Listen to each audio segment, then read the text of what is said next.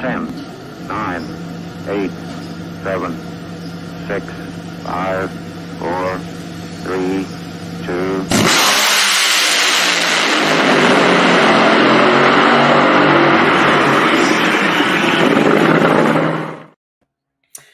Drag racing fan, the Power Hour is live once again right here on Competition Plus on all its platforms. You can see it on the Twitter account, on the Facebook page, the YouTube channel as well. And it is a joy and a privilege to host yet another Competition Plus Power Hour. And it's good to have Slammin' Sam, back as well. Been hitting and missing here, man. It seems like I haven't seen you in a while, and you haven't seen me in a while. Darren's been pinch hitting and doing a good job for us, and good to have us back on the same time. Yeah, man. As you can see, I'm still nursing the voice and everything like that, but it's good to be back on the Power Hour, man. A couple of weeks off of being sick and dealing with life, but it's awesome to be back talking drag racing, man. But Lee, I have to ask you this question.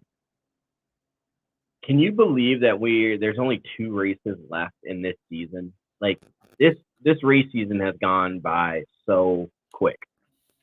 It's gone by extremely quick, and it will continue to get quicker and quicker as we all age. For everyone out there and everything in life, it does go by quick. But we have had a full year for sure. It's great that we've had all the events that we have had, and NHRA drag racing has had a successful year. No Prep Kings has had a successful year. Southeast Gassers Association, Funny Car Chaos, the Heritage Series, which we'll talk about a little bit later on, and they just completed their season, and the California Hot Rod Reunion. I think drag racing is overall doing very well. And we just had a drag strip open up in West Virginia that had been attempting to open up for like 6 years. They finally had their first drag race. And the drag strip there on Long Island, they had their last drag race of the year in the second year of operation on that airstrip that John Montecalvo and many others are instrumental of taking part in and getting done. So look, I think it's been many great seasons under what we call drag racing in the diversity that it is. I mean, the OG Million just went underway, and what a great turnout that was. Yeah, there's so much happening, and it's happening positively for drag racing right now. It's good to see, man. I mean, awesome to see. And, you guys in the comments are starting to comment on stuff that I think are definitely talking points of what's going on, what's going on this year, especially, with a few names that have been mentioned. But Lee, in the entirety, like when we look at this and we jot down notes, before the show, and you think about what you're going to talk about. Like as I'm sitting here in the last couple of weeks, I've had notes jotted down and and whatnot. But it just seems like we've talked about a lot of different points. So at this point in this year, looking back, and you can't say the year is over, what would be your highlight of this race season so far? Ooh, wow. Highlight of we going to stick to NHRA Camping World? Is it broader than that? What are we doing here? I mean, obviously we're NHRA, centric, but we talk about a lot of different things. So yeah, give me, I would say 1 or 2 in NHRA and, 1 or 2 from somewhere else. Okay, cool. Well, I'll give you the one from elsewhere first. I think a highlight elsewhere would be Nitro Chaos and Mocan Dragway and Megan Meyer making a return and winning there at Nitro Chaos. I think that was big. I think that was big for drag racing. That was very cool to see for sure. And wow, when it comes to Camping World, I think one of the highlights is Brittany Force, literally the queen of speed. Her and David Grubnick, what a duo with her driving the thing and him tuning the thing, where she has the top 10 of the fastest recorded speeds in NHRA history of the 1,000 foot. And she posted 3 of them this year. I think that's a highlight. I also go back to, and maybe just because I've worked with Bobby, but Bobby Bodie earlier this year at Houston blowing it up and throwing the gear, that still resonates with me. There have been so many great moments this year, though, to talk about. I remember Robert Height, the crewman, getting knocked out of the way with the throttle linkage being bumped and him going on to win the race there at Pomona. That was big. And there's been good moments. There's been good moments. I think in certain classes it may be a more challenging to pinpoint certain ones because Erica right now, I think it's hard to pinpoint a certain moment because she's just having that dominating of a year. It will be a whole entire season that we look back on and go, wow, look what Erica Enders was able to accomplish. I definitely agree with that. I mean, you touched on some good points there of Erica's dominant year that she's having, and you don't want to say dominant yet because we still have a few more races. I am. I said on my live stream, she's gonna win out. She's gonna win out. I believe it. No comment. But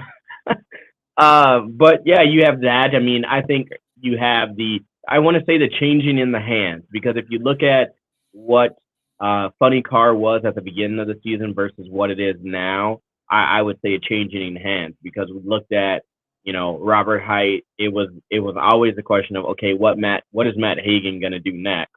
And then all of a sudden Robert Height was like, watch this. I don't want to say hold my beer and watch this, but he came around and he said, no, watch this. And now we're seeing Caps, take that step forward, being a team owner and just prevailing there. You're seeing a late champion with Antron Brown, do some different things. You're still seeing this don't count me out mentality from Steve Torrance. I mean, so you have all these different things that are going on. So it's nice to see that. There's certain things that you'll catch on, Lee, that I'm going to try to refrain from talking about here in these next couple of episodes. And yeah, I mean, I'm somewhat of a superstitious kind of person in some aspects of things. So there comes that. But I just think all in all, like you said, it's a great year, and we've seen some different changing points and different turns and swings in this season. And I think, coming off of silly season last year to now, I mean, we have all this. I don't want to say, how do you say it? It's the stirring of the cake batter, right? I mean, to put it in perspective, the way I've looked at it, and I wrote this on my notes. To make a cake, you need all these ingredients, right? You need eggs, you need flour, you need milk, maybe a little sugar depending on how you make it. But some people wouldn't eat those separately, right? I mean, yeah, you'll drink milk, but you're not going to eat flour. So I think right now we're just stirring all this stuff up to make this great, final two races. So I'm super excited for it. It is going to be an exciting conclusion to the season, certainly in Funny Car, certainly in Top Fuel. Again, I think Erica's going to win out. I don't think anybody's got anything for her and that team. It's a statement year, and they've been making a statement all year, and they're going to make the statement right to the very end. And what a group battle we got in Pro Stock Motorcycle as well. Wait. Before we go over that, do you think the person that is giving her the fuel of the fire that she has makes an appearance maybe at the finals to say, hey, I'm sorry? I will say this. I think the fuel, if you will, goes far beyond that particular incident, comments, individual, or even the individual that she has kept unnamed, but of her competitors that said things, because it wasn't just this individual online, it was competitors as well, or a competitor, I might need to say, and has never been named as far as I know, and I don't care to know. But I will say this, I think it's even deeper than all of that, way deeper. And this statement year is just that, a statement year, and she has made a statement of her driving ability and prowess, and not just driving ability and prowess, but Elite Motorsports has made a statement just how good they can be and that they are right now. So, yeah, I definitely think she's going to win out. I think she is going to be our champion. The other ones, well, I know Scott's like no speculation. No, not this episode. I'm not going to name any champions going. That we'll save that for next week because we do have a whole weekend. So we'll see. I think we're going to have most of these go into Pomona, and they're going to be a fight for the championship there. I really do think it definitely might narrow between just two people in some classes, but I think we're going to have a fight between Ron Capps, Robert Height, and Matt Hagan. Matt Hagan definitely made a statement and needed to do what he did at Texas, and we'll see how they step up for Las Vegas. But definitely coming down the wire, it's going to be good. We've got another great year of drag racing that we can celebrate around as fans. Sam, I want to ask this. You follow the No Prep Kings world a little bit more than I do. I have nothing against it. It's just that, drag racing is so diverse. It's actually, in fact, hard to follow all of it. Lee, it's okay, Lee. You can just say, I'm lame and I don't travel as much as you do. And I've got more time on my hand just to sit there and watch a TV show. Yeah, it's okay, fine. You can say it. Right. You can say it. Right, yeah. Right. Okay. You said that. So, little comic relief there. Yes. So, I have seen from this past weekend, they had a great turnout at Alabama International Dragway, Steele, Alabama, northeast of Birmingham, Alabama. And I have been to that track several times, love that track. People are highlighting, hey, look how long the line is, and look at the crowd, those type of things. The NPK had a great turnout. I'm curious, Sam, why is it, though, anytime that there is a turnout that's good for NHRA or NPK or anyone else, it's like every other series needs to pay attention, or every other series isn't doing it right. When I feel like a lot of series this whole entire year in drag racing have been doing it right. Why can't we just be excited that drag racing is doing good? Look at the turnout for the Million. Look at the turnout for NPK. Look at the turnout we've had for NHRA, like at Maple Grove and other events. Look, I know the stands weren't completely packed in a sellout wasn't announced at the Texas Motorplex for the Stampede of Speed, but there was a good crowd there Friday and Saturday, and yeah, there was a line. There was a line down the road for people to get in. So why can't we just say, wow, that's great for drag racing overall, man? Because, Lee, how do I explain this? So each individual group wants their own notoriety, right? I mean, it's just like, hey, we in sports as a school, we're good, right? I'm just gonna say, I'm gonna use USC for example. USC has a good football team, usually a good basketball team, good track team, maybe a good volleyball team, right? But the track team wants the notification as the track team. The football team wants the notification as the football team. No one in this sport wants to just say, hey, as a collective group of student athletes, we are good. And as a collective group of racers, whether it's drag racing, whether it's circle track racing, whether it's NHRA, whether it's No Prep Kings, it doesn't matter, right? Even though you have some people that crossbreed into both of those, and maybe even three of them. I mean, but each organization wants their notoriety as that organization. And that stems, to me, the real, I guess, beef or back and forth battle of that comes back to years ago when the whole thing of NHRA is taking the license of this person because they're racing on the street. So that created this hey, I hate you and hey, you hate me, even though we really don't hate each other, but it created this animosity in this battle, right? I mean, the 405 versus, what is it? I don't even know what Louisiana area code is. But, it's created this whole thing. So in a way, it's goodly, I think, because it's like, hey, NHRA, look at what we're doing over here in No Prep Kings. And then No Prep Kings is like, or, NHRA is like, hey, No Prep Kings, like, hey, you guys were just here. Now we're here and we're packed too. Like, so it's a good rivalry. And I think we need it in the sport. But I think at the end, in the totality of it all, we need to look and say, you know what? You guys are doing good and we're doing good. Thank you. Like if it was me, I would say, hey, No Prep Kings, thank you, and Street Outlaws, thank you for being on TV, because there's millions of people that we've never reached before. Hey, Funny Car Chaos, thank you for going to these smaller tracks. Hey, Southeast Gassers, or Nostalgia Group, thank you for doing this, because you put more people in the seat. But when we look at it, look when drag racing, and just like it says right here, make dirt track racing great again. When did we make drag racing great again? When we put it in front of millions of people in their homes,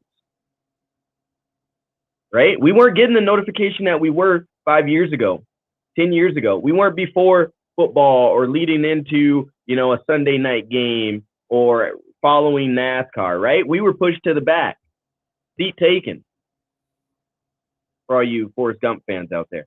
But I'm just saying, like, we have to enjoy what this other organization's doing, and we have to cross feed off of each other.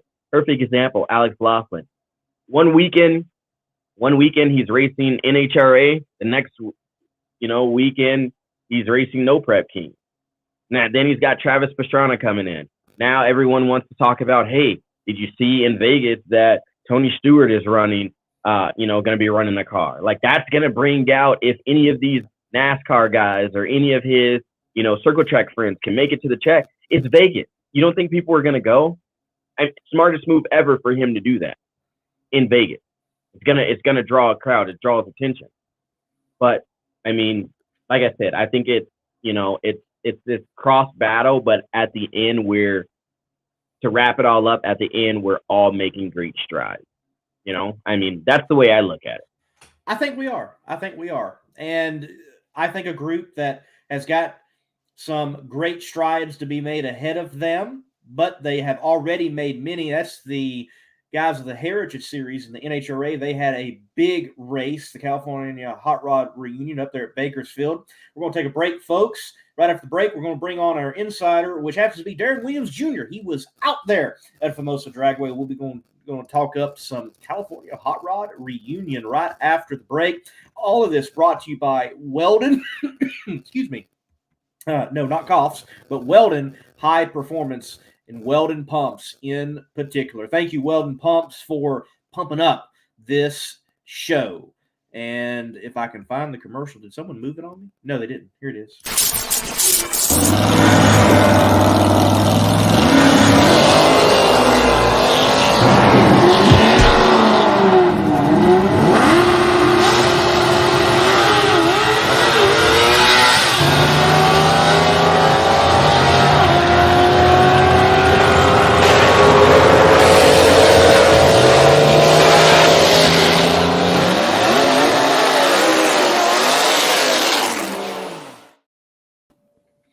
Darren Williams Jr., no stranger to the show for sure. American Hot Rod Entertainment was in force out there at Famoso Dragway, Bakersfield, California. How was it, man? Looked like a lot of fun. Well, first off, out in Bakersfield, I was the assistant editor for that weekend. But man, what an awesome weekend out there in Bakersfield. Sorry to everybody if I sound a little sick, caught a little bug out there in Bakersfield. So sorry if I sound like Shannon Sharp on Undisputed this week, because man, it's been a long couple of days. I sent it to you virally. It's in your email. Sorry. Nah, it's all good. But man, what an awesome weekend out the California Hot Rod Reunion. What a way to end the 2022 season.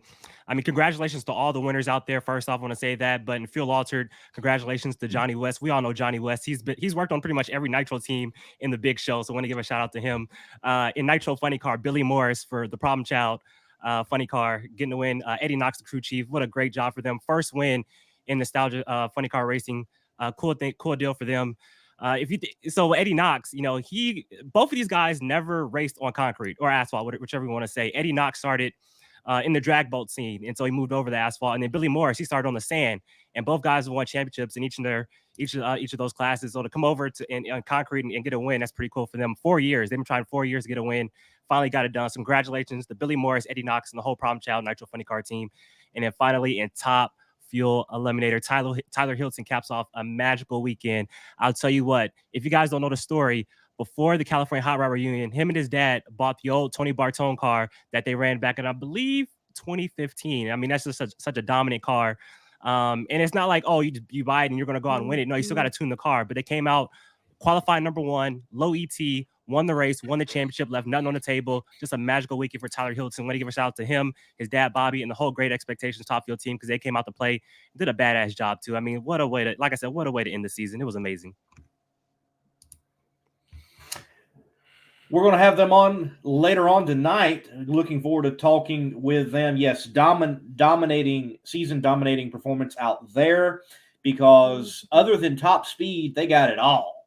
No, they got it all, man. They got it all. And like I said, Top Fuel, it's gonna be fun next year. I asked Tyler in the post race interview. You can see that on Facebook. He goes, I asked him, like, is this the start of a new dynasty in Top Fuel Eliminator? Because back then Tony Bartone, he dominated. You guys know the Killer Bees, Bartone, Boggs, and Bellamere. Well, back then it was Bartone and Boggs, but they dominated back in the day. And Tyler was telling me, he's like, no, there's 3 or 4 more cars coming out next year, and Top Fuel is going to be a lot of fun. So I'm looking forward to it. But like you said, they left nothing on the table. I believe he reset his career best like 3 or 4 times that weekend. I mean, just a flat out dominated weekend. And it was cool too. So what was cool also, Pete Kaiser tuned Dan Horan to the Top Fuel Championship in 2021. Well, Pete Kaiser jumped back behind the wheel of that same race car at the California Hot Rod Reunion. He hadn't been behind a seat in 6 years, hadn't driven in 6 years, was competitive right out the gate, went to the final round, came up just a little bit short in the final, but him and Tyler went back and forth in qualifying. I mean, just a badass battle. So want to give a shout out to Pete Kaiser as well, because he put on a show. So Darren, I got to ask, when we were just talking about this whole situation of these different classes, what's your opinion? And, seeing these different classes, do you think each one wants to be noticed in their own different way, like I mentioned, or like, what do you think it is? So if I had it my way, I would hope that, everybody would stay together. But we've seen so far this year a rejuvenation within the Top Fuel class. You have the All-American Field Dragsters, who are mostly on the West Coast, who mostly racing the Heritage Series. And then you have your guys on the Midwest, East Coast, called the Extreme Top Fuel. Well, they're, not trying to combine the two, but they're trying to make, bigger car counts, trying to compete together. And so they've been talking about maybe breaking off and doing their own deal. They feel like adding more races to their schedule. In my opinion, the NHRA Heritage Series schedule is too short. 5 races is not enough, in my opinion. And I've talked to a lot of racers as well, and they want more races. It's just trying to figure out how to do that, whether that's series sponsorship, more money coming in. I don't know. But, there's talks now of these classes. They want to expand, and they want to expand now because, they want to get the recognition that I believe they deserve. So, Darren, you are in the neck of the woods out there of Bakersfield, south of those streets that were famously sung of. But you have been to March Meet. You have been to the one that happens here in October, California Hot Rod Reunion. It's interesting how a track can have 2 similar events, but they have different vibes, atmosphere to them. Describe the differences between March Meet and this meet that happens later on in the year for us. Well, first off, the March Meet is not run by NHRA. That's I believe, an independent run event. It's always been an independent run event, but the California Hot Rod Reunion is more so ran by NHRA. As far as the vibe, in my opinion, they're kind of the same. Obviously 2 different conditions. Obviously in March, it's always cold and rainy and, everything like that. But then obviously in October, it's not hot, but, obviously not the same track conditions you get in March. But all in all, it's kind of the same, kind of same car counts for Funny Car. Here at the Hot Rod Reunion, I mean, the Top Fuel Dragsters came out to play. 15 cars showed up, put on a great performance, like I just mentioned not too long ago. The vibe is pretty much the same. Like I said, the only difference is the March Meet kicks off the season, and the Hot Rod Reunion is going for championships. So it's I wouldn't say a lot more serious, but, obviously championships on the line, the intensity pretty much picks up.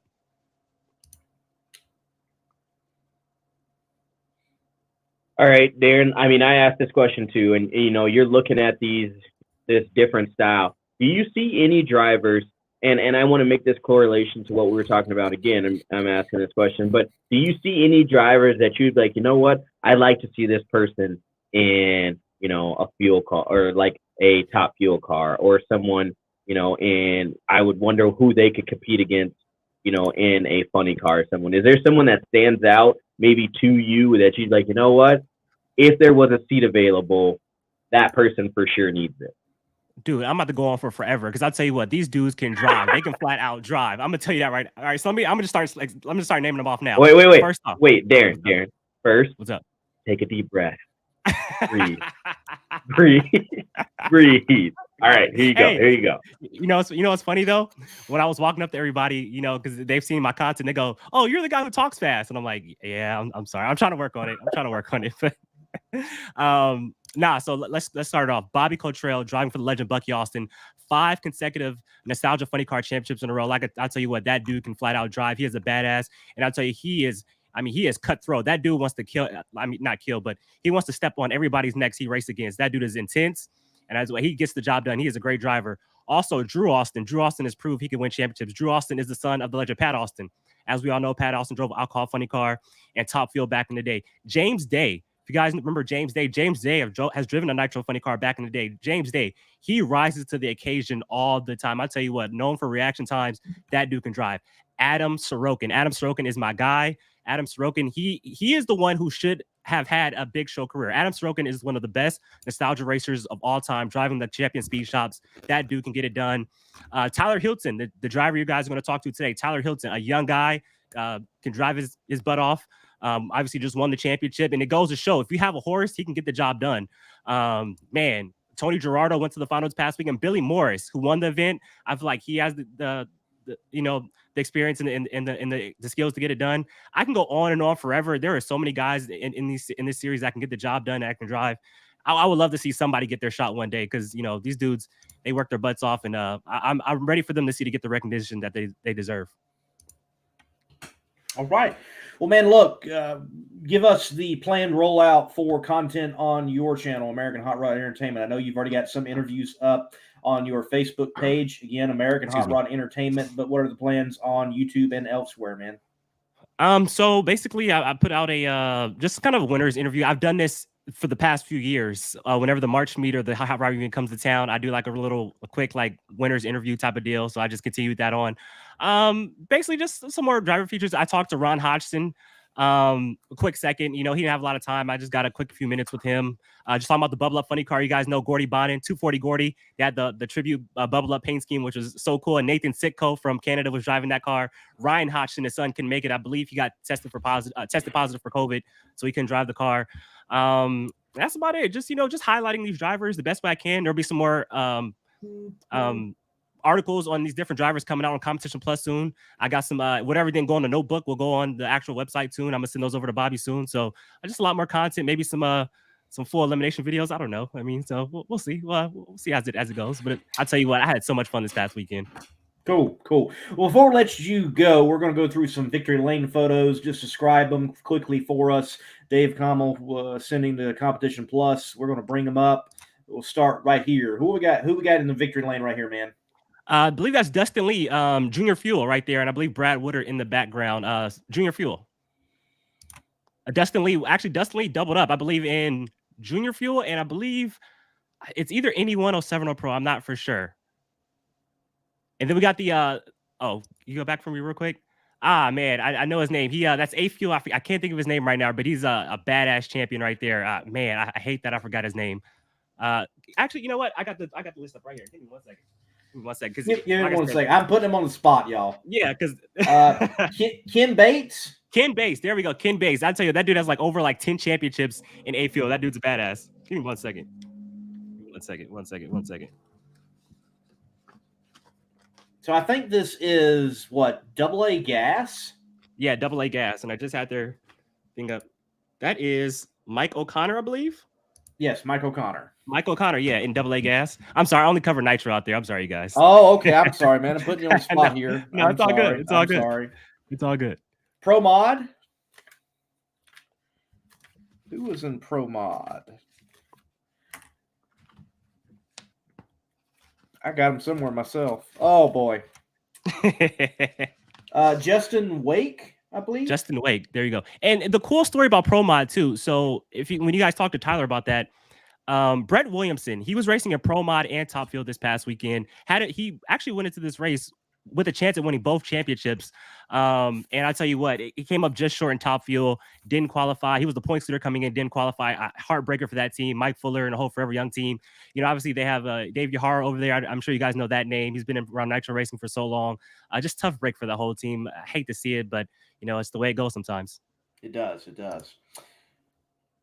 Billy Morris, Eddie Knox, Problem Child Nitro Funny Car, had them on my channel before. That is a party team. I know they partied hard after their win in Nostalgia Funny Car, so congratulations to them. And obviously, we all know Johnny West, Plan A, badass racer. Like I said, Johnny West has pretty much worked on every Nitro team out there at one point in his career. Right. I like the blue valve color. Yeah. I like that. Yeah. Nice touch. Nice touch. And obviously, like, you know, your guest tonight, Tyler Hilton, great expectations, driving that old Bartone car. And I'll tell you what, magical weekend, left nothing on the table, pretty much swept the whole weekend. Awesome. Well, Darren, thank you for being there. Thank you for coming on the show, giving us that insider perspective from the California Hot Rod Reunion. Congratulations to all the winners. Darren, take care, man. Yeah, if you guys want to film me during the Hilton interview, I mean, I'm here, so I'm just saying, just don't put hang out, man. Hang out.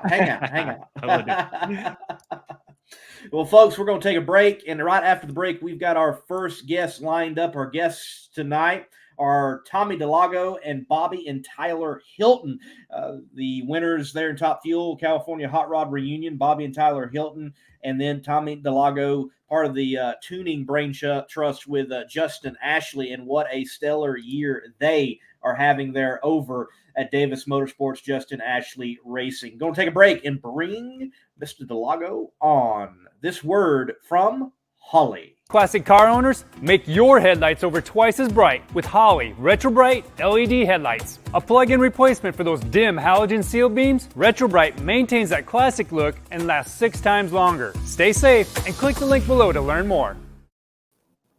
Tommy DeLago, welcome back to the Competition Plus Power Hour. Thank you, man. How you guys doing? Can you hear me? Doing good. Yes, sir. What's up, Sammy? Oh, nothing much. Just ducking and dodging.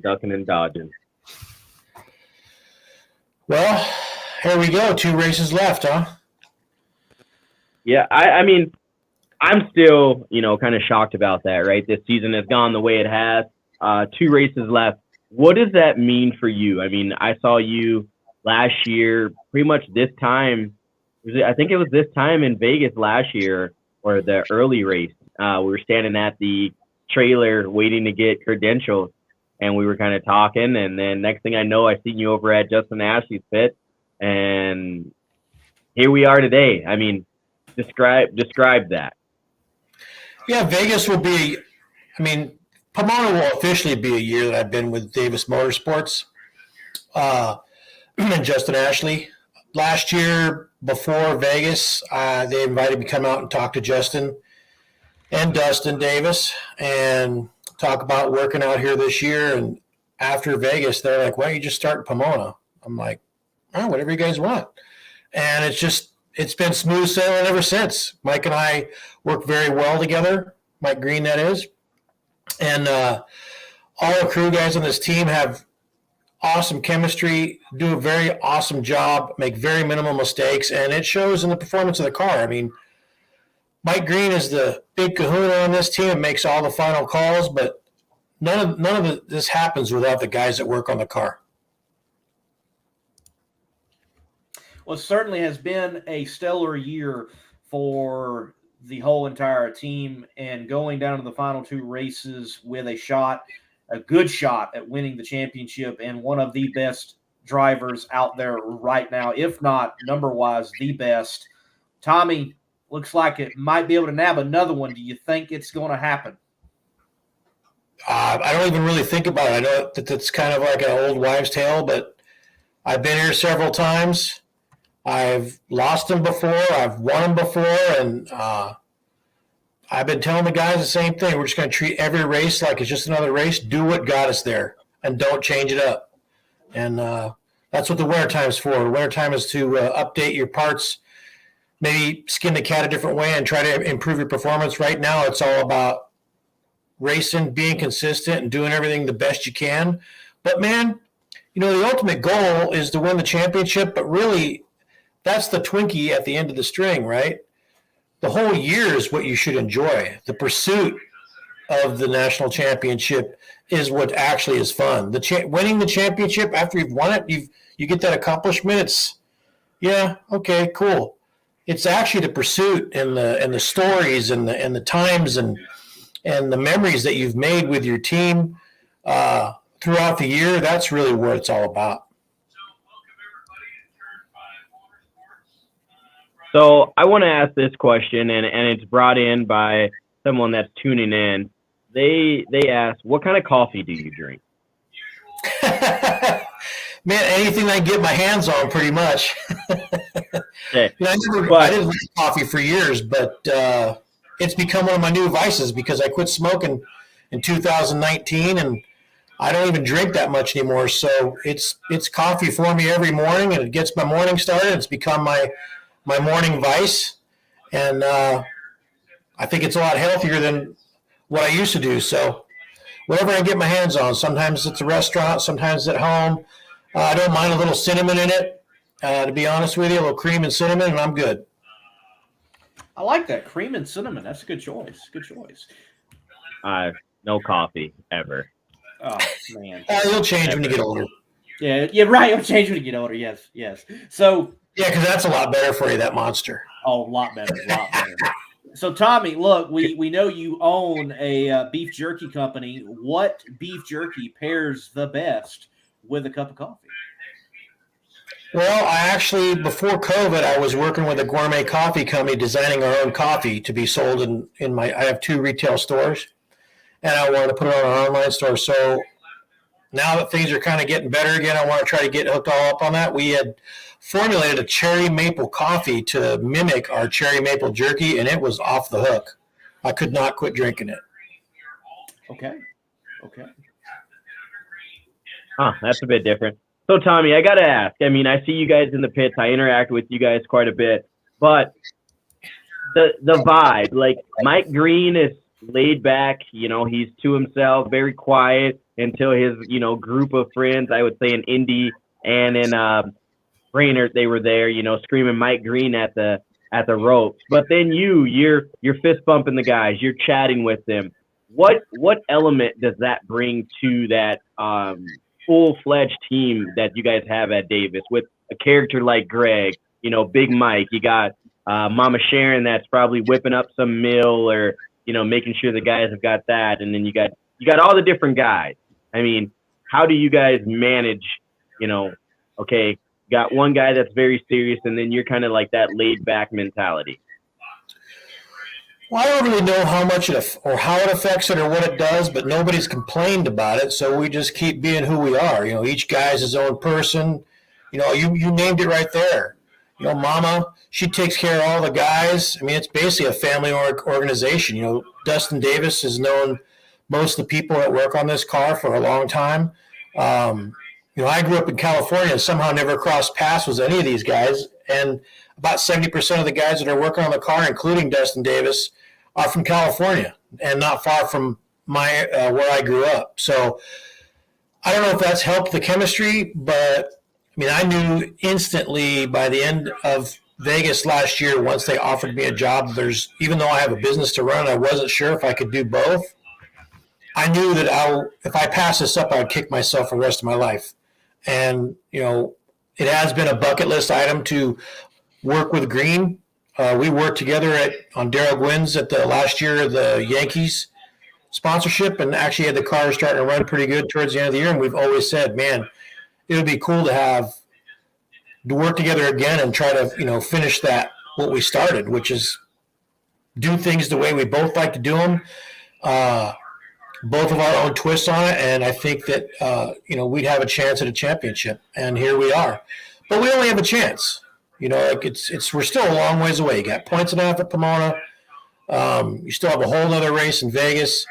So just as easy as we got the point lead, we can lose it that fast. So we just got to keep doing what we do, and no matter what, I've enjoyed this year with all the guys. I've enjoyed this year with it's the best owner I've probably ever worked for in my whole career, 28 years. great sponsors in Phillips Connect. The Ashley family, Justin, his dad, his mom, his sister, all great people. I've got along with everybody so amazingly. It's just it's kind of a match made in heaven. So I'm looking forward to finishing this year, and I do know that I've had talks with Dustin, and I will be on the car no matter what happens next year. So I look forward to the future. Very good. Very good. Glad to hear you'll be back in whatever capacity. And you all, he definitely should probably stay in the same capacity because you all have had a great 2022. So, St. Louis, Midwest Nationals, out round one. The team flips it right around into a win at the Fall Nationals at the Texas Motorplex. What are the team conversations, the dynamics to go from round one to victory lane for the team that is Justin Ashley Racing and Dustin Davis Motorsports right now? Well, I can only speak for myself. Obviously, St. Louis was a letdown. We're better than that, but this is fuel racing, and it's not a perfect science, even though there's a lot of science involved, and sometimes things happen. And what I told everybody was, we're going to be all right. We're going to go to the next race. We're going to win. Obviously, I don't know that, right? But that's the mentality. And we're going to put this bad race behind us and keep on trucking. And there's a lot of luck involved. Some of the guys that were close to us in points there in St. Louis had some of the same troubles we did. So it didn't hurt us super bad, but we didn't take advantage of it like we should have either. So you just keep on plugging away. You grind it out. It's kind of like my business.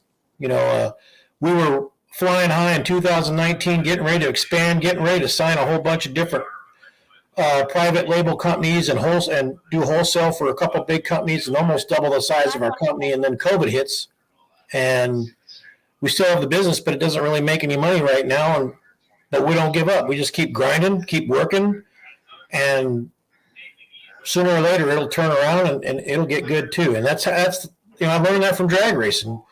I've been on teams where we've had dream seasons. I've been on teams where we've just had a season from hell, and it's just a constant battle and fight. But that's when you know what your team's made of, through the bad times, through the mistakes, through the good times. Everybody can get along. And this team didn't flinch when we lost St. Louis. There's a lot of championship DNA on this team. There's several crew guys that have won championships on this team. Mike Green's won championships. I've won championships. So, I hate to coin a phrase from the Golden State Warriors, but we have championship DNA, which means we can bounce back when something doesn't go right. And that's what we had the ability to do over there in Dallas, and that's what we got to keep doing for the rest of the year, and hopefully we come out smelling like roses. We'll find out in a couple races. And when you look back over, the Stampede of Speed, that's two in a row for the Justin Ashley and Davis Motorsports crew. What did that feel like? I know for me, watching from afar, sending the text message to the guys round by round, as I do when I'm not at the race. But for you guys, just leading up to that, knowing that, hey, we're the defending champs of this. There was the launch, all the atmospheric things that are going on down there, and then to actually put it in the winner's circle again. I wasn't there when they won it last year, so it'd be hard for me to speak on that. As far as how everybody felt for winning two in a row, I could tell you they were excited, but I think, if I had to take a guess, I think everybody was more excited that we gained some more championship points. And I really think that's what most people thought. I'm sure after a couple drinks, sitting in the winner's circle, everybody started to reflect on, man, that's two in a row. That's cool. But I would think that probably they were most happy just to win a race, knowing the countdown starting to wind down, and every round's really important. I think that's why everybody was probably really excited, especially after the letdown of St. Louis, and just knowing that all we have to do is be ourselves and we have a shot. Doesn't mean we're going to win every race, because there's way too many talented teams, drivers, sponsors involved in Top Fuel Dragster right now. So anybody can win on any Sunday, which makes it great for the fans. and can stress out some crew chiefs. But, for me, I don't get stressed about any of this anymore. I mean, this is so much of a release from running the business that it's almost, I'm almost basically racing for fun, mentally, and so we just keep on trucking, and hopefully I can keep that positive attitude going for everybody else. And I like to feel that's part of my job, is make sure everybody's feeling good, make sure that I can be a buffer if I need to be a buffer between guys, between teams, between Mike and the guys, or the guys and Mike, or just try to take care of a lot of the little stuff too for Mike. So because being a crew chief, he's got way too much on his plate, and that's basically me. I got to know my role. My role is to take care of all the little stuff that Mike doesn't need to be doing, so that he can focus on more important tasks. And check your ego at the door and do the best job we can do. That's basically what it's all about.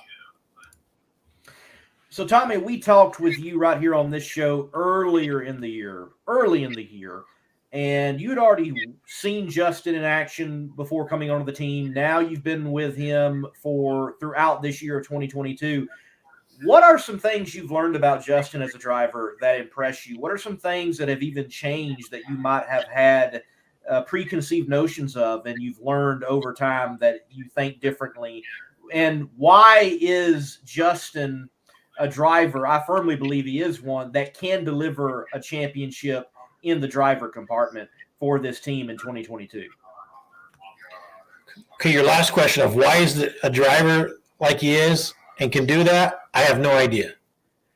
I'm not a doctor, so I can't tell you the inner workings of his brain, but I know that he is pretty amazing at how he's able to focus. The other amazing part is I've seen a lot of drivers with talent, and I've seen drivers say they want to learn but really not put in the work. And what's scary is I wouldn't say he's the best driver out there yet. I would say that he's probably top 3, top 5, somewhere in there. It depends on how you're going to rate him. But he hasn't reached the ceiling yet. That's the really fun part, is he's thirsty to learn, how to pedal it. What do I do in this situation? What's going on here? What do I feel? And watching him learn throughout the year and just get better and better, and watching his thirst of knowledge and to do anything he's willing to do, anything that he can do to better himself. I mean, it's just a breath of fresh air. I mean, who doesn't want to work their butt off for somebody like that? So it's just he's an amazing person, and it translates into his great abilities that he still is honing in on. So future is pretty bright for that dude. And the competition is like, ew. They're like, oh, no. There's some bad dudes that ain't like that. There's some bad dudes that see what he does, and all it does is drive them to be better, that's actually what competition's supposed to be, right? Yes. Iron's supposed to sharpen iron. And that's what I think is going on in Top Fuel right now, is iron sharpening iron. So it's pretty awesome to watch. It is. I would agree. And I would think if you took the average reaction time before Justin coming in and looked at the average reaction time after Justin coming in, it's lower throughout the whole class, I would imagine, because people have been working on it. I mean, you got guys looking at time slips like, what did I do compared to Justin? That's what the fans all look at, the reaction time. And at the end of the day, reaction time, is one of the more important things as being a driver. But it's not all there is to being a very good driver. There's way more to it. The procedure, the burnout, backing up, how much heat you put into the clutch, how you steer the car. Do you jerk on the wheel? Can you keep it in the groove? The straighter a guy can drive the car, the harder a crew chief can run it. There's a lot more to it than meets the eye to be a driver. And there's tons of work he has to do with fans and sponsors. But just even as far as driving the car, there's probably 10 to 15 things that are up on the list, not quite as important maybe as a reaction time, but it's like having a team and a crew of guys to make this car go. he's got a conglomeration of things that he has to do right, not just a reaction time to be the level of driver that he is. And to get to that next level is keep honing in on those skills to raise his abilities, not just reaction times. Tommy, one of you guys' sponsors came out this year and said, okay, we're going to put up money for the first one to go 300 mile an hour to the 8th mile. It's been close. What are your thoughts on this? And who do you think, as of right now, is there anyone still shooting for that for this year? Or is it more we're honed into trying to get the championship dialed in? I think more people are trying to get the championship, but I mean, we all think Grubby should get it first. It doesn't mean it's going to happen. It has to be conditions conducive. Torrance can do it. I think our car is close. But to get that extra, even if you go 299, to get that extra mile an hour at the 8th mile, that's a huge mile an hour to get. Like, you got to have the right conditions, enough horsepower, the right clutch application, drive it almost perfectly straight. Like, it's going to be a cool accomplishment, milestone for whoever does it first. And I think it's a great thing to have a sponsor like Phillips Connect that's willing to do those things like the old days where it used to have the 4-second club, the 300 club, all these different things. We really didn't. When we went 399 with Matt Hagan, it was like, all right, cool. We'll put Hagan's name on the wall. A few years after that was when Tom Prock came up with the awards for guys that went in the 3-second zone for a funny car, but there really wasn't any sponsor that backed it, like Budweiser used to in the old days with the shootout, and then Copenhagen and Skoll, and several other companies, and now Phillips Connect. Doing this, I think it's just a great thing for the sport, great thing for the fans, and just another reason for everybody to watch. Well, Tommy, we have a fan chiming in wanting to know, do you still find time to run your own car? So out of your own garage, how's things been going? Well, time, there's not that much of it, but I could make time. Money, is the other hand, is don't have any sponsors, don't have any money. All my money goes into the business, trying to keep it going, trying to build it. And so my personal race career is on hold, and it is what it is. I'm enjoying what I'm doing right now, and it's always been a love of mine. I mean, I've worked on these cars professionally for 28 years. So having a 3 years off and coming back, I think I said that earlier in the year to you guys, it's changed my outlook for the better, and I'm kind of mentally back to where I was when I first started racing, doing it for the purity and just a sense of competition and all the great people that are involved in drag racing that you get to see every week or every other week, every race. I don't know when I'll race my car again. I mean, maybe someday somebody throws some money at me or the business takes off in a couple of years or something, and I'm still healthy enough and not too fat. Maybe I'll do it. But I'm getting pretty fat. I understand. I understand that, sadly. Yes. Hey, speaking of all that jerky and you mentioning, hey, business and it becoming better, where can people go buy the jerky, man?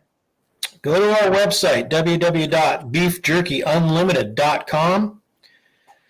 And actually, I do sponsor an iRacing league, iRacing simulator, and they actually are on tonight.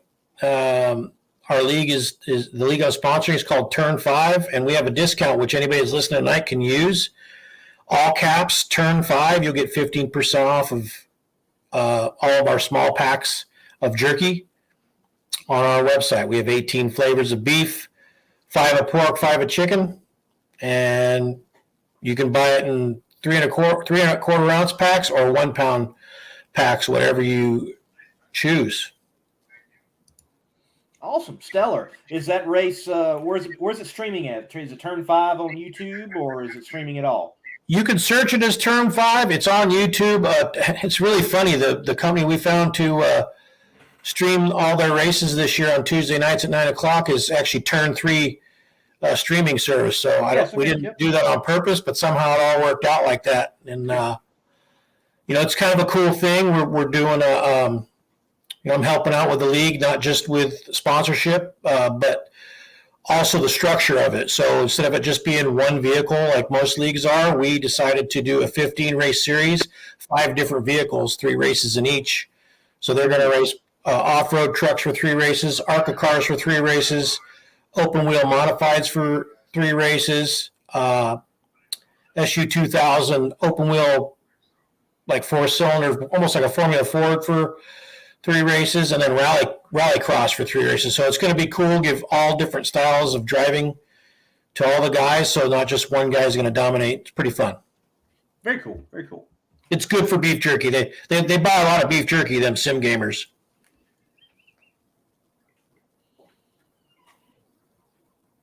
So beef jerky business, you have the crew chief job. What does Tommy D like to do to separate himself from if the drag racing part is getting going and too much, the beef jerky making you a little frustrated? What could we find Tommy D doing other than drinking coffee in the morning? What else could we find you doing? I like to cook. I like to smoke ribs and pork butt, and I like to cook steaks. And sometimes I come up with different meals to cook with different seasonings. But hanging out with my family, during summertime, if we're not racing, I'm usually hanging out by the pool with my family and my nephews and my kids. And if they're all out of town, then it's just me and Abe, my Frenchie. Then him and I are downstairs playing, and we're done playing. I'm probably racing with a lot of my iRacing friends. So that's, most of my friends live in Indiana. I live in Michigan. So it's a good way for me to connect without having to drive 4 hours.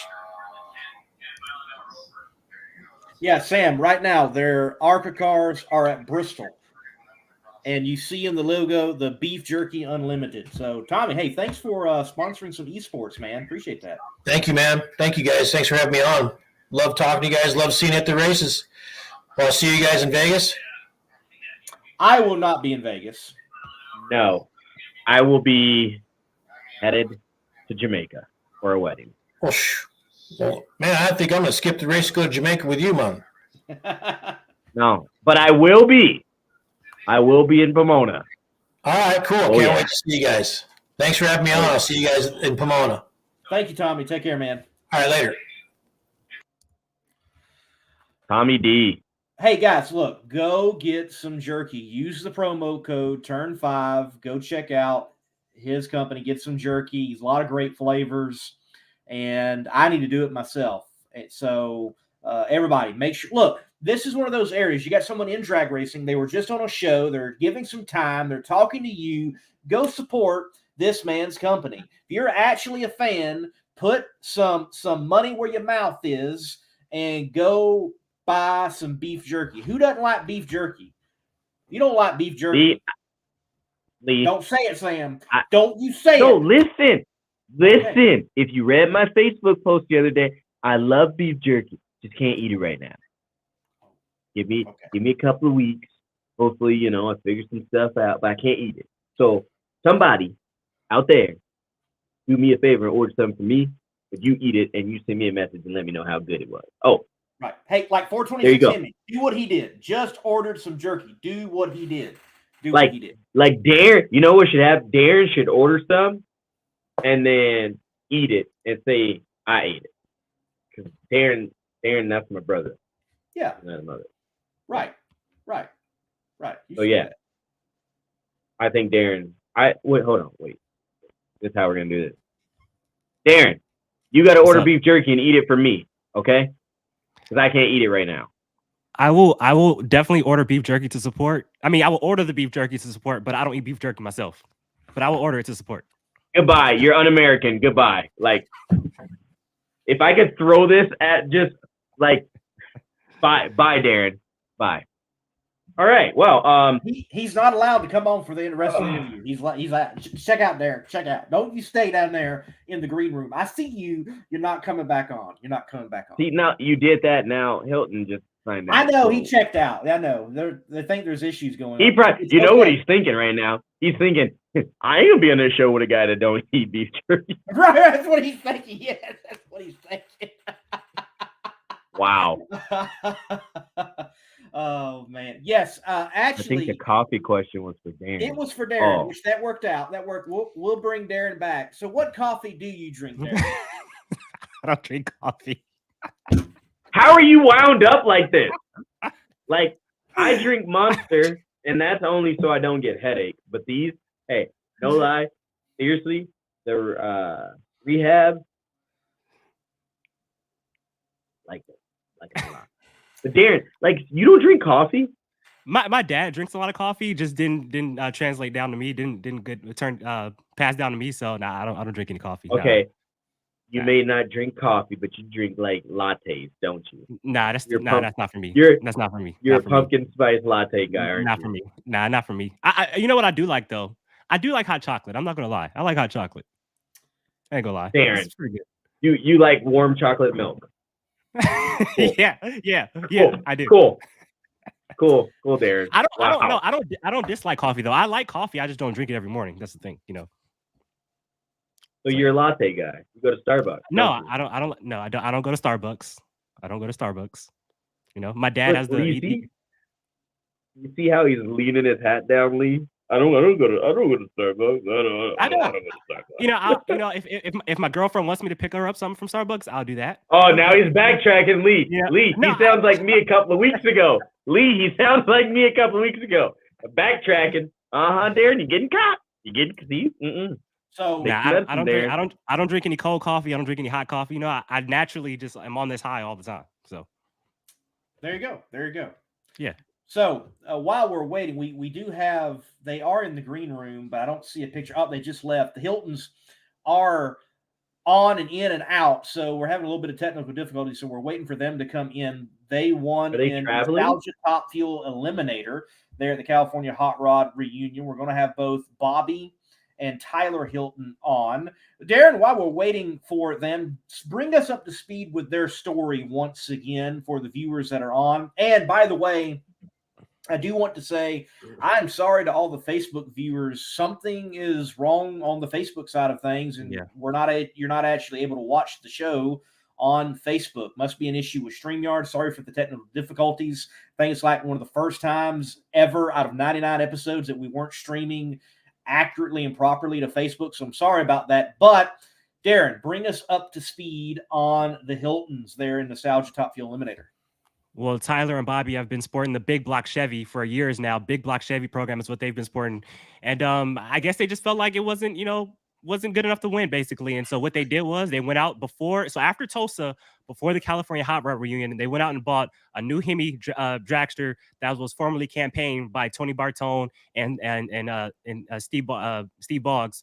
And yeah, I mean, they went out there. I tell you what, they tore it up out there in Bakersfield. Number one qualifier, a low ET, won the race, won the championship. Like I said, left nothing on the table. But I mean, I'll tell you what, that was really ballsy of them to bring out a new piece of pipe before the last race of the season in the middle of a championship battle, and it worked out for them. So like I said, congratulations to them.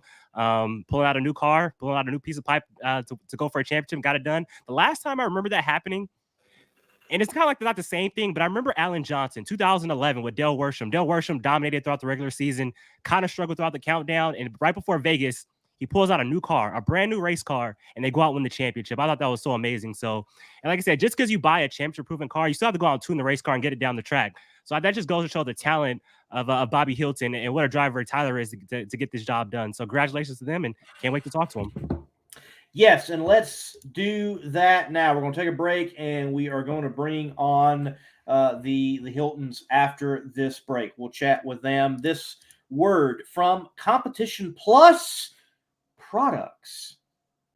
Competition Products, your source for hardcore engine parts for street, strip, and oval track. Our free catalog is packed with hundreds of product lines from the best-known manufacturers in the performance industry. Lowest prices guaranteed. Free shipping and handling on all orders over $149 in the continental U.S. Need expert advice? Our knowledgeable staff is just a phone call away. Competition Products. Race parts sold by racers since 1970.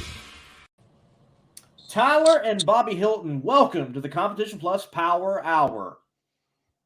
What's happening? How you doing? It is going good, going good. And welcome, Wally, to the show. Yeah, I was going to say, you left someone out, Lee. Got another one on the floor, and we got a big trophy in the back seat. That's right, because y'all are champs. Champs. That's right, 2022. Oh, hell, we got hats, too. We're sitting in the truck. We got it all. So you guys are sitting in the truck right now. You know, we did well for ourselves. We're very happy.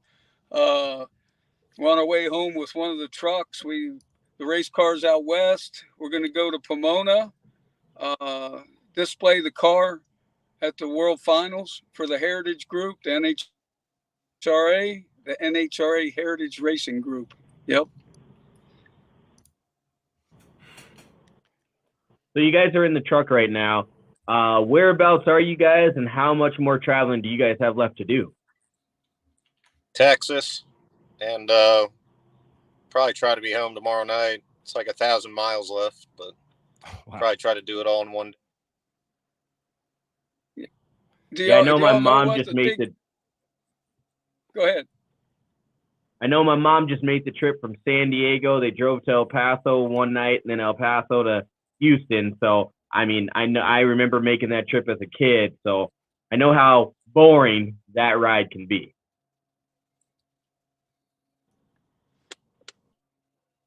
Yeah, it's a lot of driving. Are you getting a signal? Yeah, there is a delay, guys, for sure, but we are getting you when it does come in. So we'll talk. We'll wait just a little bit, and then y'all will chime in. We'll wait after everything. Hey, live shows, signals, it happens. But we got you. We got you. That's the main thing. So you all left hardly anything on the table. I think the only thing else you needed with top speed of the meet, you had it all. What an accomplishment there at the California Hot Rod Reunion. What was the work that went in to make all of it possible? Go ahead, Ty. Well, I mean, the car was together, but I still went front to back on it at the shop and checked everything. And we took the motor apart and documented everything. And it was still a new combination. It didn't just fall in our laps and magically start itself and go run, So we went and tested it last Saturday, a couple hits, and then went straight out there. Had a plan. So it still had some issues, little bugs and stuff we work out, but nothing major to get a handle on it. So it ended up working out pretty well.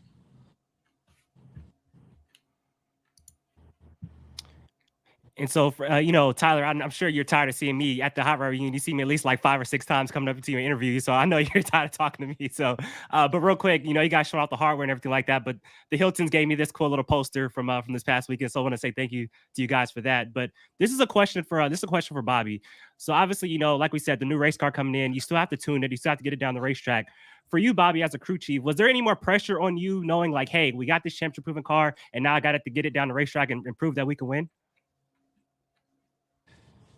Let me tell you, man, and that race car is at a very high level. First off, I have to thank the Bartone family for allowing us to purchase it. It's a car that they didn't need to sell. They wanted to go to a good family that was going to race it and do them proud. I feel like that's what we did, and that's what we'll do going forward. So as far as the pressure, we had the same team of people that worked on the shelf.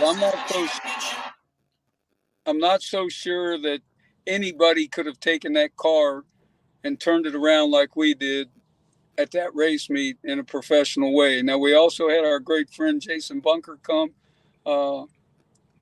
kind of oversee a second set of eyes and stay in between Tyler and I, because sometimes Tyler and I, we don't talk, we argue, but it worked out great.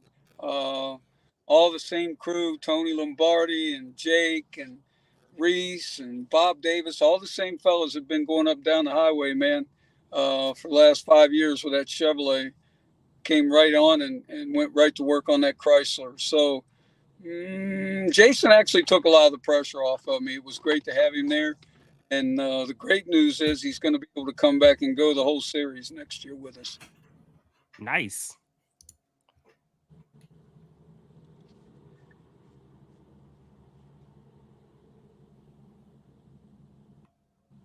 Lee, you got a question?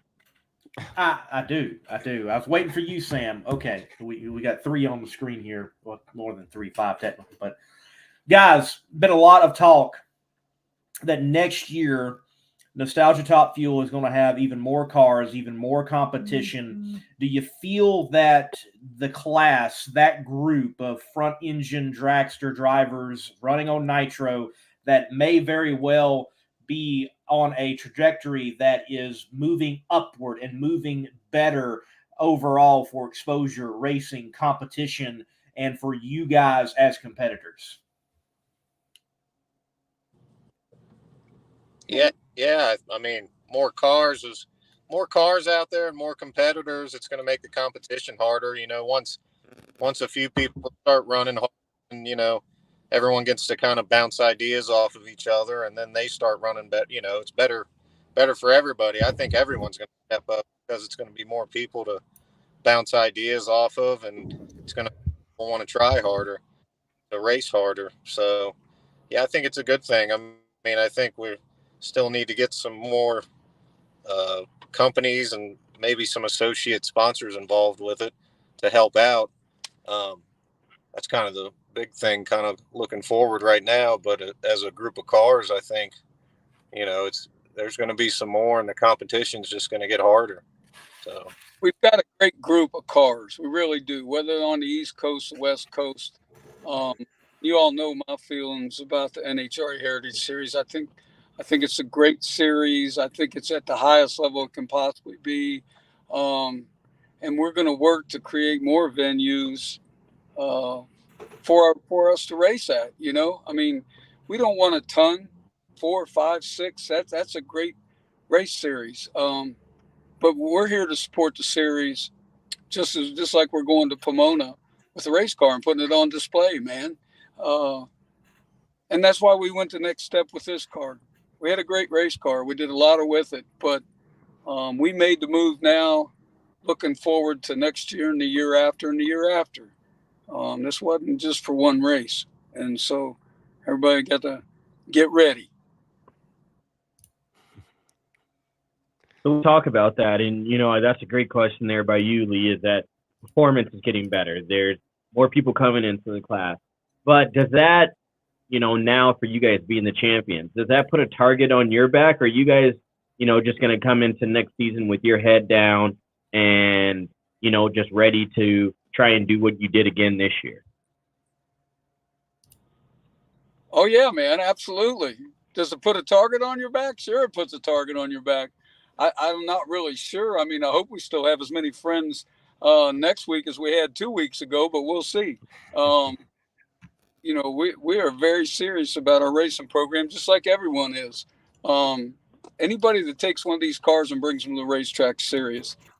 But yeah, it's put a little target on our back, and the whole summer has. So this was just a good kicker, man. This car will haul ass. So we're really looking forward to the next year.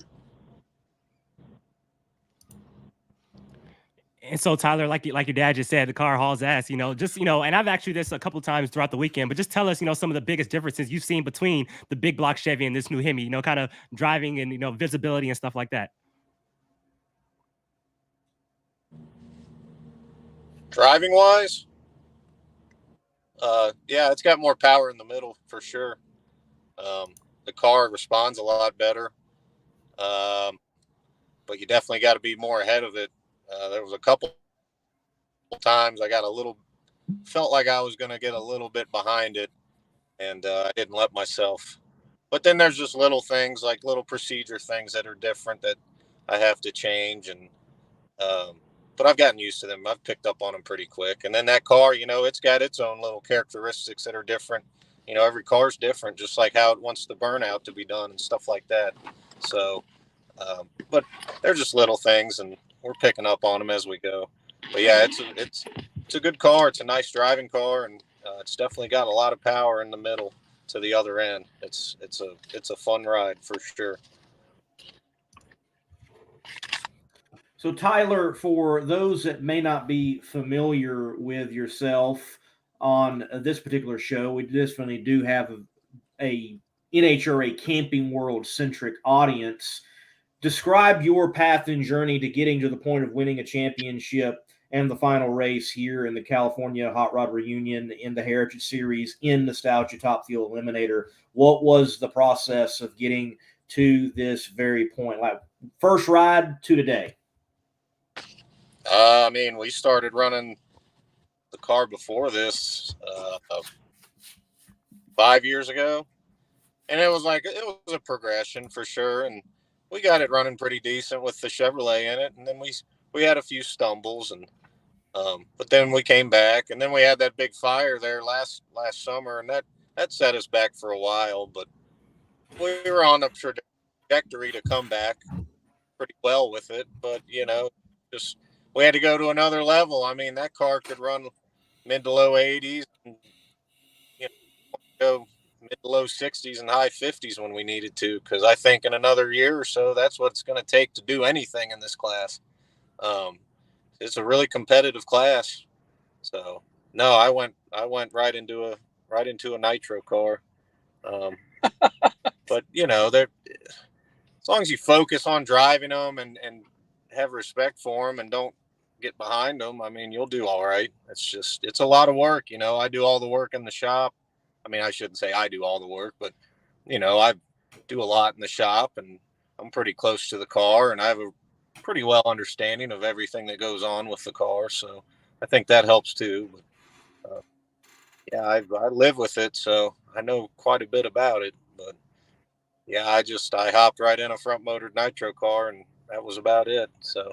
Well, you went to Frank's first. Yeah, we went to Hawley's. Frank's name in there. Yeah, Hawley's a great guy and really smart, and I still think of stuff that he said 70 years ago today driving a car. So some of that sticks with you too. So it's been a pretty cool experience, and I think with this deal going forward, it's going to make it a lot more not enjoyable, but it'll be a little more rewarding. And when the car's happy and the motor's happy and it's doing what you want it to do, it makes everybody feel good, because everybody's putting everything into it, and they're getting it back out of it. So for you, I mean, looking at it, you're, a younger guy in the sport. I don't want to say too young, but being, a younger champion in the nostalgia world, what's next for you? Like, I mean, are you comfortable where you're at? You're content with where you're at? Or are you looking to, potentially maybe, I don't want to say right away, but maybe in a few years, make that leap and jump into something else? Or if a ride is available for you, you'll step into that role? Yeah, I mean, as far as like going to a big show ride, I doubt it. I'd like to drive a big show funny car just to do it. Just to try and do it. I mean, I think I could handle it. There might be a nostalgia funny car ride or two coming up here in the future if we can work it out and make that happen. But yeah, I mean, I'm open to driving other stuff, but we're not using it as a stepping stone to get to a big show ride or something like that. I mean, we're happy with running the level of car that we're running right now, because it's plenty of work and it's plenty of money and it's enough. But yeah, if I could get a seat time in another car, I'd be open to it. But so the performance of this race car was so crazy, right? Hilton was stepping off at about 1,000 feet at 1,100 feet on each pass and still going like 570s, 560s at like 250. That's how much he was flying this past weekend. And so Dar Harthorne in the comments, the legendary Dar Harthorne, he says, when are you going to drive it all the way to 1,320 feet? And I'm pretty sure you drove it all the way on that 559 pass when you won the championship in round number 1, though. Oh, you didn't? Oh, wow. Okay. Oh, still didn't. It was wow. 5.2, 5.1 or 5.2 on that 59 run. But wow. I was a little out of sync driving wise on the tree just because it's a new car, and it was taking a few runs to kind of get confident and comfortable and leaving with it. So I had my problems, but no, look, that's just, I don't know, man. That's just the combination. That's how it works. It'll go to the finish line. We can make a few changes and make it run past the finish line if we really do. But at this point, the motor's happy and doing what it's doing, and we don't really want to tear nothing up and push it. So the oil smoke on that 59 run was my fault because they wanted to back it up, and I wouldn't let them because I wanted to just make a statement in that championship pass. The air was insane on Sunday morning out there. It really was. It was great. And Tyler and Jason and Tony came to me and said, man, we want to do this, want to do that. And I'm like, man, just let it rip. And so it got one piston there pretty good. But it wasn't hateful. We put a sleeve in it, put a rod and piston in it, went out, made the semis. Then we came back for the finals and put a new bullet in it, man. We wanted a fresh motor in it for the final.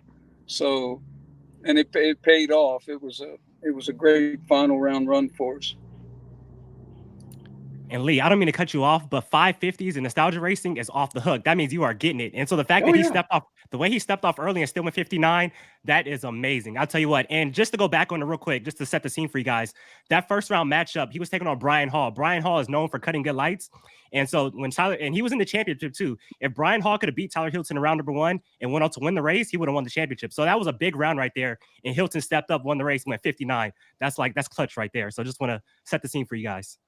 That's what we want as fans. It's what we want to report on. And Tyler and Bobby, I'm sure that makes it all that much sweeter to win in such fashion. Exclamation point.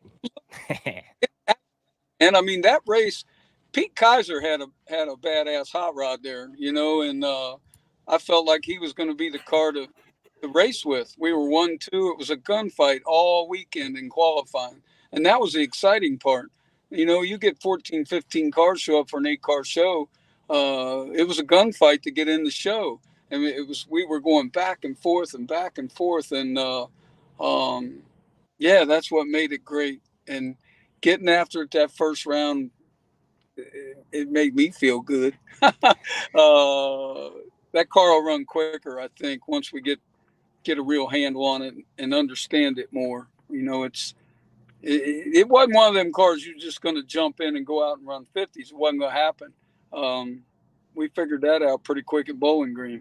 So we're very excited. I hope the rest of the class is excited as we are. I don't know whether they are or they're not, but at this point we're going to come out in March.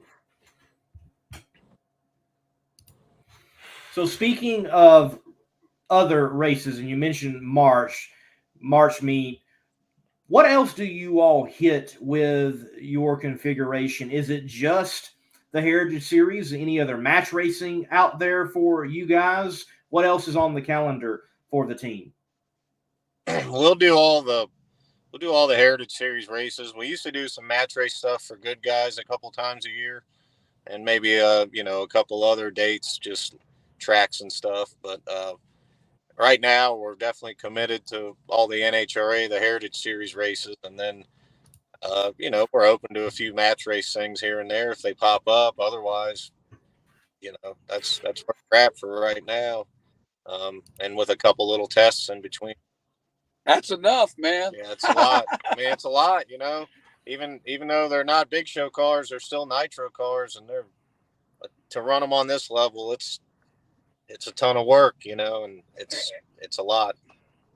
And look, man, it's just like us sitting in this truck tonight. And we bring that race car from Ohio. You know what I mean? We run California twice a year. We've run Seattle, Spokane, Boise. Um, we travel with the race car, so that's a big part of it too. It's just getting there and getting home. You know, if these races were all east of the Mississippi, it'd be a different situation. But it takes a hell of an effort to get this car to the track and get it home.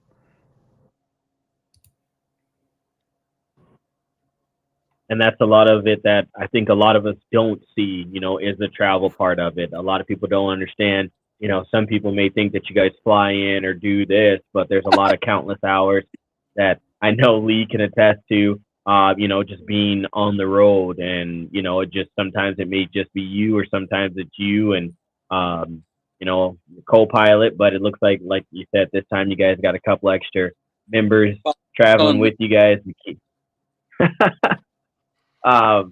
You know, you guys got a couple extra people traveling with you there. Wally's sitting in the middle to keep you guys awake when you guys start dozing off or whatever. But, I mean, how many nights are you guys on the road traveling to and from? I mean, California's the longest trip, and we do it in 3 days, you know. Get there on the third day. Coming back, it's kind of rough because the time change. You're losing hours every day.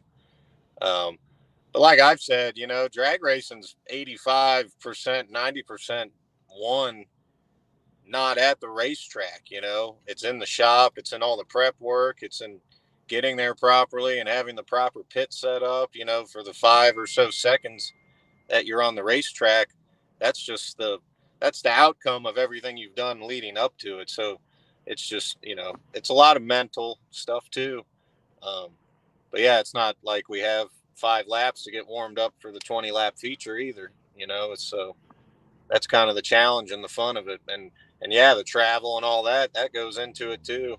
That's part of it, just getting there. So, well, you gotta remember, you got a great support group of family and friends at home too, whether it's my wife Diane or my brother Mikey or Jim and Al, my dad. I mean, you got to have support at home too to be able to take care of the home front while we're running up and down the road. So you got to throw that out there to them.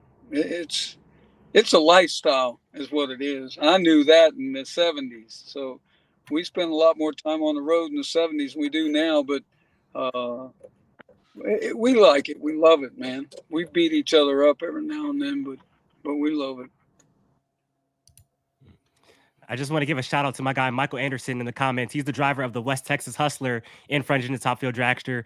Dar Harther said, let's just stop calling it nostalgia racing. But for me, I just want to say congratulations to you guys on winning the 2022 NHRA Heritage Series Top Field Championship in a badass fashion. Great to see the success you guys are having. And I wish you guys more success in the future because you guys are a great family. Always been nice to me. And I really do appreciate it. So good job, guys. You guys did your thing. Yeah. Congratulations, gentlemen. Cool. Thanks, y'all. Yeah, it was a lot of work, and it was a hell of a weekend, and it was great to do it all. It was good. It was a hell of a string of runs, man. It'll make the off season a little better. We're ready to do it again. I'm ready right now. Well, hey, Bobby, I put Tyler on the spot. So this is just a fun question. I put Tyler on the spot on Sunday after the win. I was like, hey, is this the start of a new dynasty in Nostalgia Top Field? What do you think? This is can we go back to back calling the shot right now? Well, just a little fun. And this is what I say, man. When we were able to get this car, thanks to all my family and friends, we knew that this would take us forward for 2, 3, 4 years, however long we want to race. We've been able to put another race car trailer together that'll take us there. I think we can. You know, I'm not the bragging type, but I think this car can take us where we want to go. It's that kind of car, and if it's managed correctly, yeah, we can do it, man. And we're going to start next spring. This was just a warm up. But I think the competition's gonna step up too. So I think it'll be good all around for everybody. Yes, sir. Well, guys, it was good to have you on the show. Definitely good to have representation from the Heritage Series. Congratulations on the win. Congratulations on the championship. Thank you for your time. Get some rest or get on down the road, whichever one you want to do. Well, thanks for having us on. And like I said, this is what happens when you go to all the races. So who's driving next? I'm behind the wheel right now. We're fixing to go across the street to that steakhouse, and then probably neither one of us will be able to drive. Right. Nice. Hey, last question. What number at Great Expectations is this? What are we calling this? Great Expectations what?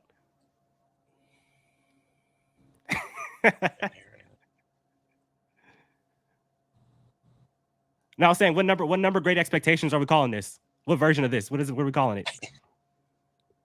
All broke up. You were doing good. See y'all later.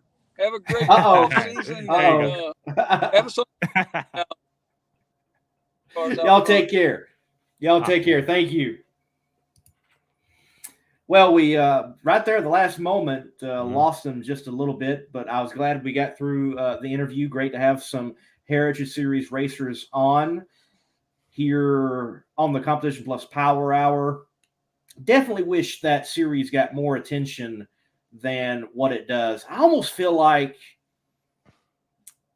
though it's not technically the same thing, I feel like March Meet overshadows everything else so much that the other races get lost until they come back to Bakersfield to some extent. Nah, for sure. You think of the Nightfire Nationals, that thing has been going on for over 50 years. I mean, a lot of the biggest NHRA legends of all time have won that race. The Nightfire Nationals. Bowling Green is a historic track. Man, Tulsa. I know Tulsa. They got word today that they're leaving NHRA. We could talk about that on another show, but that's another great racetrack. So, what's up, Sam? I don't think we want to talk about that today. Yeah, the comment section. Comment section. That was a very open discussion too by Tulsa Raceway Park. Of hey, we're thinking. What do you think? Yeah, but now wow. That was a mic drop, wasn't it? What they posted. That was man. Wow. That I'm just gonna say that was one of the 00. You know what? I mean, Lee, we've made it on that platform, 00 shit show for good reasons, mind you. For good reasons, though. But I'm just saying, I mean, I looked at my phone at one point. I was just like, I did that. I was shocked to see that open up a discussion on social media with something that has such major implications. And I don't know who directly was behind the posting. Obviously, Keith Haney owns and is involved. Maybe Keith was directly in posting, and maybe it was someone next to him, with some permission. But they were very candid in their responses and what they felt from their side as a track, and showcased that in that thread. So I think it was very transparent. I mean, yes. This is what you think, and this is what we think, and okay. Since we've kind of opened, we're gonna puncture the hole in the top of the water bottle with this conversation, right? I think that's what we needed, or I think that at the point where we're at in drag racing, right? We need a little bit of transparency. We're not gonna put out all the laundry. Hey, this is raw, true emotion of where we're at and where we stand. And I think that's why, for me personally, it was kind of wait a minute, take a step back. Let's think of it. It was kind of shocking because we have not seen that from anyone else. It's, hey, the post comes out in the middle of the night, or, hey, this happens, and it's kind of, okay, well, here's the letter, here's the information, and then cricket. And a million people have questions. But this time it was, hey, this is what's going on, and we're going to reply. We're going to have an interaction with you, the people. So I think that's why it kind of took me back there. Yeah, it was interesting because most of the time you see a post like that and comments are turned off. or there is no response and it's just a wild comment section. No, this was an active interaction from TRP and its fan base and racer base. Fascinating to see. I think it was good. I don't know if we've heard a conclusion on it though. I mean, I think they're thinking. I didn't see a post that anything was definite what their option might be. I think it's more we're thinking about, not a complete move. And then the question is, if they make a move, is it IHRA or is it WDRA? Do they somehow go completely independent? That is an option, actually, as a drag strip. I mean, it might not be the best option, but you usually want to be associated with someone. But if this move is made from NHRA to, let's say, WDRA, let's say that move happens, hypothetically, then that would be the first NHRA sanctioned track to move to WDRA. And I think that would be a watershed moment. Ooh. In a way, Lee, but in a way, no. Because, I mean, look at what Keith Haney's done, in the past. I mean, he's kind of what we would look at as someone like an Alex Laughlin. I mean, he's mixed into a lot of different things. So him going technically independent, I don't think is a bad thing. I mean, because now that gives him a little bit more leeway to do whatever, whenever, and however. So I don't know. I'm not going to put my personal opinion in there because I don't have a dog in the fight, but obviously with this open discussion and these options they've looked at everything across the board and said, okay, where do we stand? What can we do and what are our options? And now having that open discussion, I think just gets more insight of the people in the surrounding areas, the people that would support the facility. It gives them an inside look. I always say the term, I don't want to say we, I want to speak for you guys, but I always say the term is I want to be a fly in that meeting room, right? And I think that conversation gave us all that inside look instead of like standing at the door like, okay, what's my punishment going to be? I was also pleased in the comments section. I felt overwhelmingly the type of comments that were most seen were of such, do what you have to do to keep the track open. Yes. And there was not this hardline sense of, bless God, if you switch from NHRA, I'm not coming there anymore.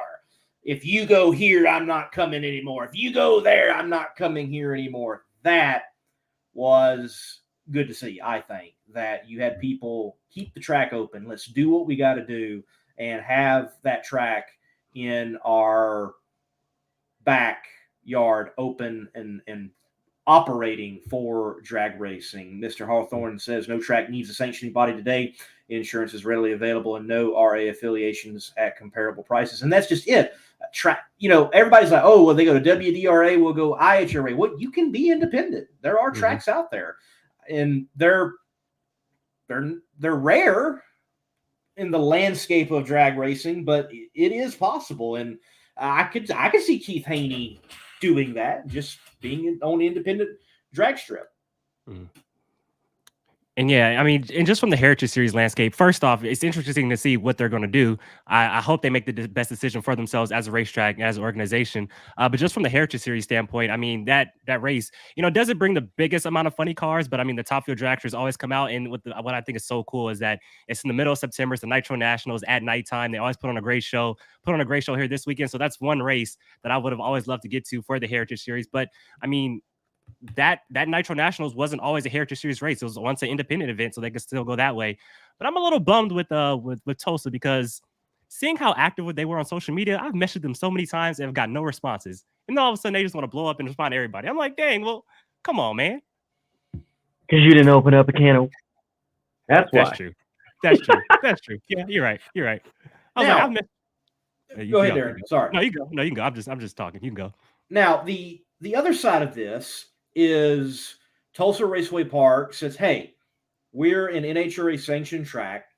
what do you all think about us going to another sanctioning body, or what options you think we should entertain?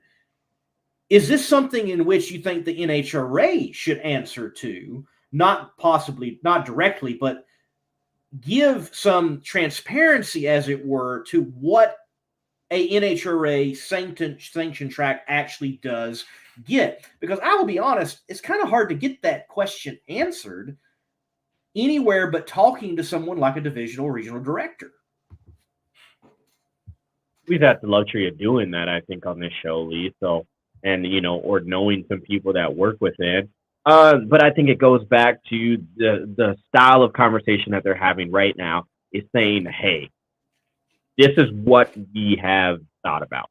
But I mean, when you look at it, Tulsa, I mean, the last time I drove down to Tulsa, I drove straight down there, saw a race, and got right back on the road and made it back.